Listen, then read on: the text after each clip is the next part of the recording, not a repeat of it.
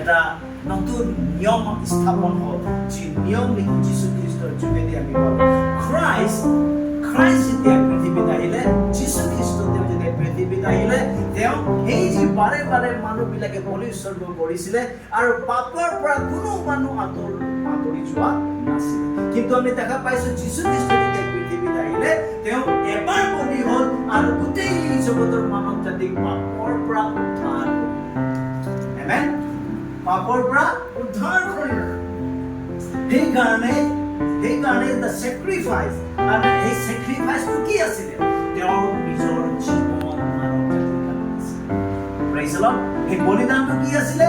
ঈশ্বৰে তেওঁৰ নিজৰ একমাত্ৰ পুত্ৰ এই জগতত পঠালে আৰু তেওঁ নিজৰ পুত্ৰকে বলি স্বৰূপে এই জগতত পঠাই দিলে আৰু তেওঁৰ বলিহে মানৱ জাতিক সদায় দিনৰ কাৰণে পাপৰ পৰা মুক্ত। Praise the Lord. সেইকাৰণে কমপ্লিট ফৰগিভনেছ। আমি এসপ্তাহৰ কাৰণে পাপৰ পৰা ক্ষমা পোৱা নাই, আমি 6 মাহৰ কাৰণে পাপৰ পৰা ক্ষমা পোৱা নাই, এবছৰৰ কাৰণে পোৱা নাই বা 20 বছৰৰ কাৰণে পোৱা নাই, কিন্তু আমি সদায় দিনৰ কাৰণে আমি যীশু বিশ্বাস কৰা মানুহে বা যীশু খ্ৰীষ্টৰ সেই বলিদানে, এবাৰ হোৱা বলিদানৰ যোগেদি আমি সদায় দিনৰ কাৰণে পাপৰ পৰা